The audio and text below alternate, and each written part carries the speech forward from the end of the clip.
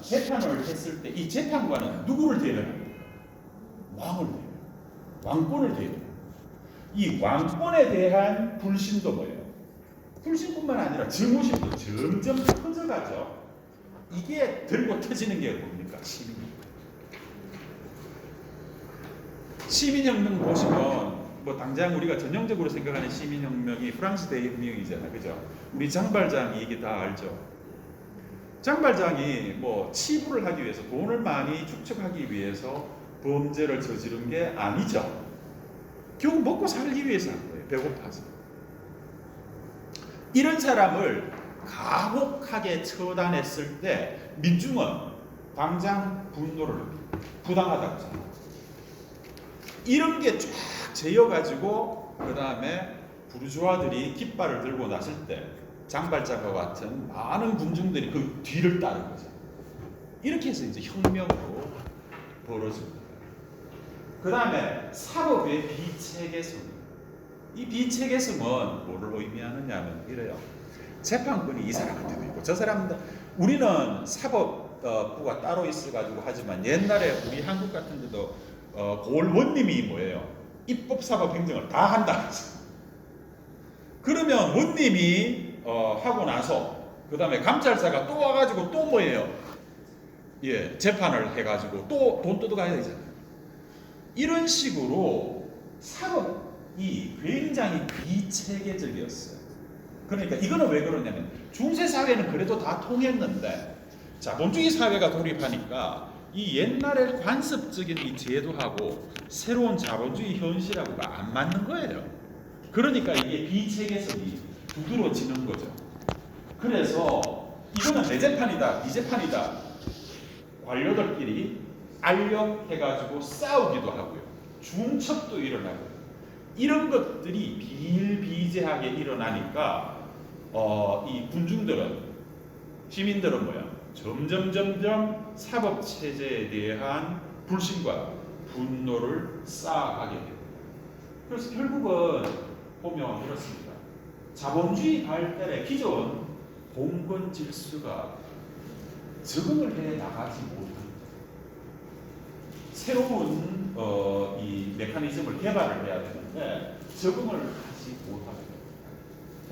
그래서 푸코는 이렇게 이 얘기를 합니다. 이걸 이제 좀 전반적인 내용 설명하면서 빈민에 대한 가혹한 판결, 증언의 고의적 거부. 아까 얘기했죠.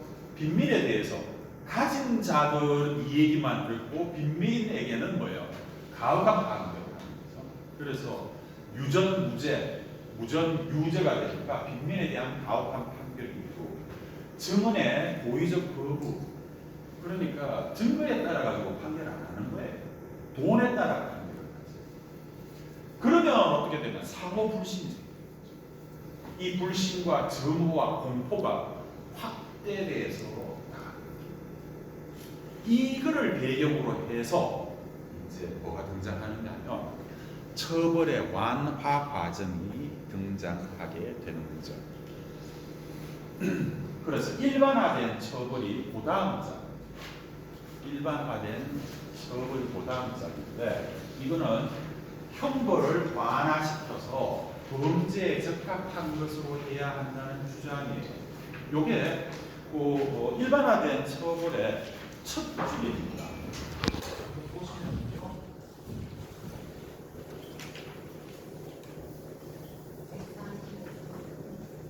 145페이지입니다.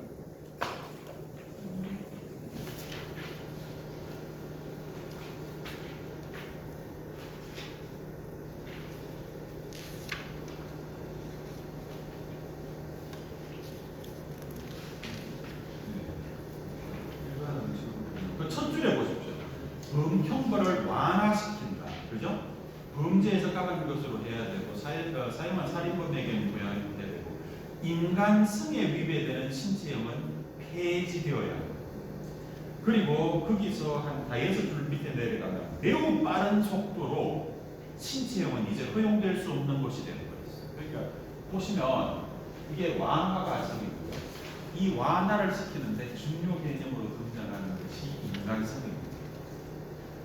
이게 이제 소위 말해서 그 르네상스 이후 계몽주의를 거치면서 보세요. 중세 사회는 신중심 사회였어요. 그죠? 근대 사회는 어떻습니까? 휴머니즘, 인간 중심 사회죠. 인간이 이제 전면에 등장합니다. 이 인간의 개념이 도대체 어떤 것인지 이걸 이제 이번 시간에 조금 할 거예요. 그다음에 매우 빠른 속도로 진행이 됩니다. 요게 이제 왜 그런지를 살펴보고요. 그 다음에 그 전장은 제목이 뭡니까? 신체의 호화로움, 신체형의 호화로움 이런 거예요. 네. 맞아요. 네. 그게 이해갑니까? 신체형의 호화로움이라는 게 이해가 갑니까? 안 가죠? 그런 거 이제 질문하시면 저도 이게 뭐야? 근데 이제 이거를 뭐를 번역을 했느냐 하면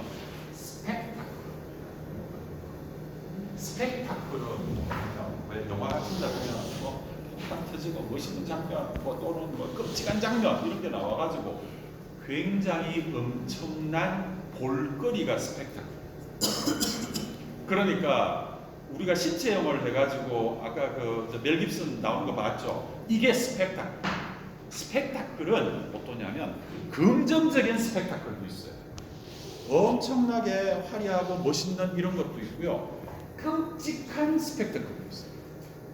다 스펙타클. 그러니까 엄청나게 중요한, 엄청나게 놀라운 이런 볼거리가 바로 스펙타클. 그러니까 그걸 뭐 어떻게 번역하면 되겠어요? 신체형에 차라리 그냥 스펙타클 하는 게 안 나을까요? 박진감. 화려함. 화려하다는 게 끔찍함도 되는데 이게 아무튼 스펙타클. 예, 스펙타클인데 이거를 호화로움으로 번역해서 뭐 혼동을 주고 있지 않을까? 저는 뭐 그렇게 생각합니다. 그러니까 스펙타클이라고 그러니까 이해가 가죠. 자, 그 정도 하고요. 한 10분 쉴까요? 네.